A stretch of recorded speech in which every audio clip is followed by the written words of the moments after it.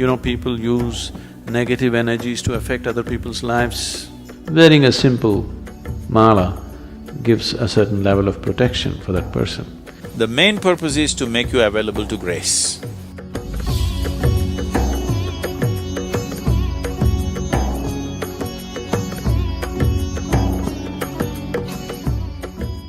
See, every substance has a certain reverberance to it, everything in the universe.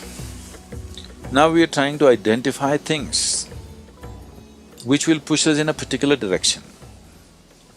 It's not just about Rudrakshya. Plants, flowers, animals, everything have been identified as to what will take you in a spiritual direction and what will not. You have heard that this flower is the favorite of Shiva, this flower is the favorite of Vishnu. Because they're just identifying a certain reverberation which would come close to what we are referring to as Shiva or Vishnu or whatever else, and saying this flower gets you closest to that. So you who touching it, you receiving it has a certain impact. So everything was identified like this. Rudrakshya is one of those items which has a very unique type of reverberation.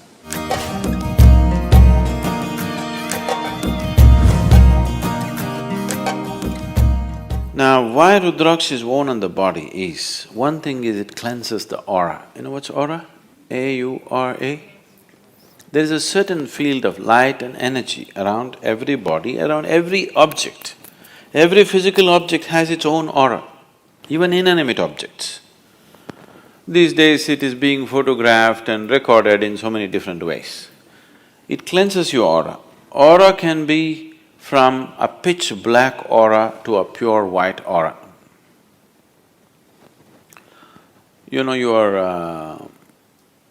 If you have seen, maybe not so much in America, but if you have seen any of the Spanish pictures or Indian pictures, you will see if they show any saint or sage, always there will be a white halo around their head.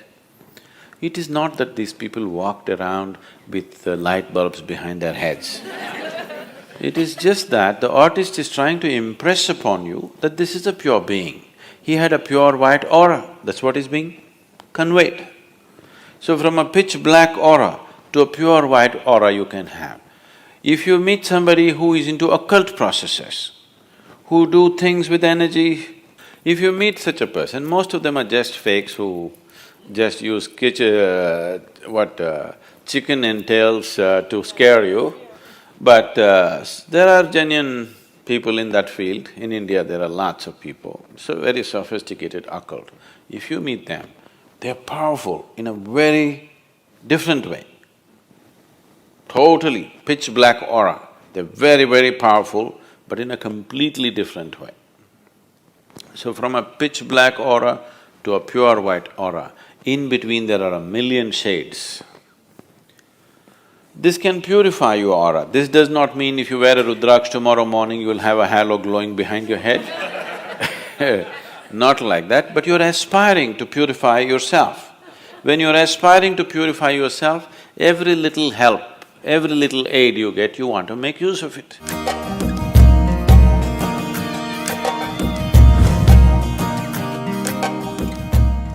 Another reason why it's worn by Indian sadhus and mendicants is they're constantly traveling. One who is constantly eating and sleeping in different places, his body goes through a certain level of destabilization. In the sense, many of you might have noticed this, you went to a new place, even if you're very exhausted, somehow in a certain place your body won't settle down and sleep. Have you noticed this ever?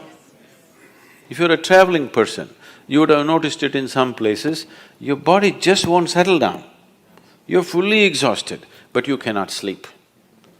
This is because in your own house, in your own bedroom, today there is something called as… the forensic people are using this, what? Thermal imaging, is it? See, if you sit here now, 24 hours later, somebody will come with a machine and find out where Gayatri was sitting. There is a memory in the place which they're able to detect, this person was sitting only here, not there. Well, if you bring your dog it knows Shiva sitting here, isn't it? So something is left there, isn't it so? Something is obviously left there, that is why a dog or a machine or something can detect it. So, you are sleeping in the same bed every day, here, certain aspect of your energy is left here, here you're very comfortable. If you go to another place where the energies are very different, your body may not settle, sometimes it could be damaging to the system. So person who is constantly traveling wears a Rudraksh so that he has a cocoon of his own energy, that the outside energies does not disturb him. He has a… we call this a kavacha. You know what's a kavacha? Kavach. It's more like a cocoon. It's a cocoon of your own energy. Wherever you go, you have your private bedroom going with you. It travels with you wherever you go. Especially in travel, your aura gets frayed. This is the reason why you feel so exhausted with travel. Actually, you sit and do nothing. Somebody is driving, you just sit. After 10 hours, you find you're so tired. You did nothing because your energy gets frayed. Your body is moving at a faster speed than it is designed to move. So the first thing that is damaged is your aura. If you go faster, let's say you travel 600 miles per hour in an open space without a windshield, you will see your skin will peel off, isn't it? After that your flesh will fly off, after that your bones will fly off.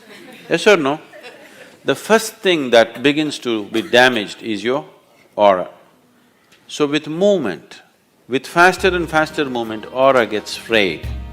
So if you wear Rudraksh, it gives you a certain cocoon, it gives you a certain stability to your aura. The travel, movement can be taken well.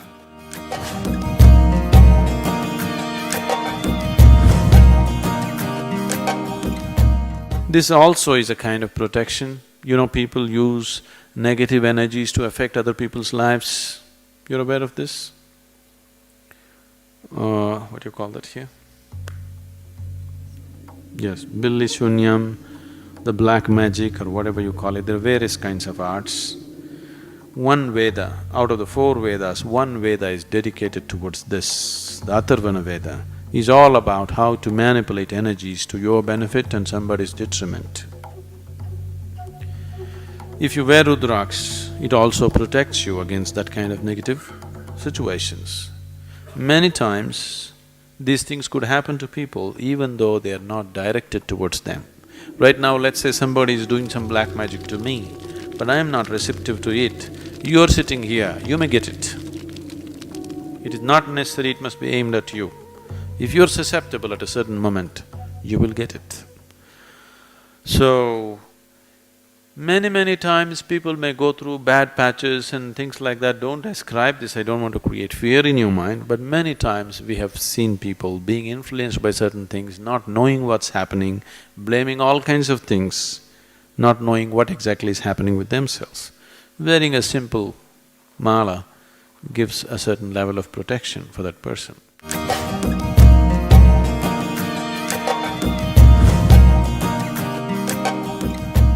One more reason why people wear this is, even in the wild, if you are thirsty and you're walking in a jungle, you found little water, you drink it, you could be poisoned. You could paralyze yourself or you could kill yourself, because even in nature, water could be poisoned with certain gases. You know, certain lakes and other things have bad whatever, they have a history of people, tribals and others have feared that there are ghosts existing, that is simply because the water is poisoned with certain gases and whatever else, and people consume and instantly they go through pain and suffering, and because of that, it got some other kind of names going with that. If you just hold your Rudraksh above the water, it will tell you whether to drink or not. If any food appears in front of you, if you hold it, even if there is a tiny bit of poison in it, instantly it will go anti-clockwise. Let me see, check this water.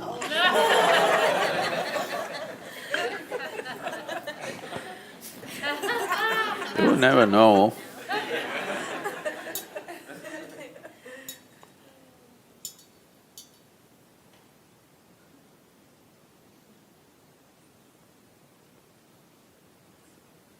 This is good water. You put a tiny drop of poison into this, which you cannot detect by smell or taste, that kind of poison. You hold this and see, immediately it will go anti-clockwise.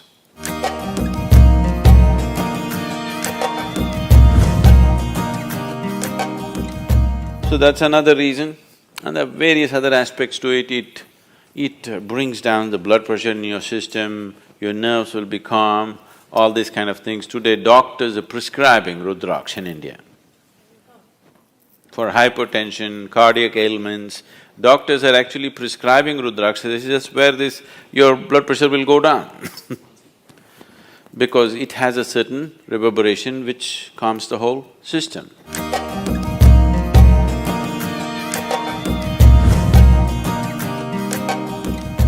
The main purpose is to make you available to grace. Because ultimately, it doesn't matter what circus you do, what yoga you do, what else you do, ultimately it's only by becoming available to grace, you become a possibility. This is why a devotee attains quicker than anybody, because he just offers himself like that.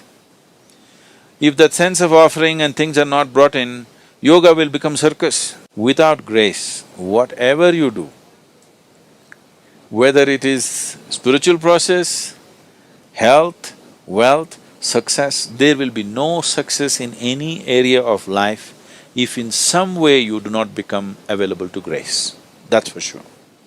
Either you become consciously available or unconsciously in your own way you became available, okay? Every human being, every creature is becoming available in some way. But if you're consciously making that a part of your life, then everything works, it's a well-lubricated life, everything works easy and smooth. So Rudrakshya is just creating that possibility, enhancing it a little bit. Not that without Rudrakshya you will not be available to grace. You will be. It is just that you want to use every support that is available to you.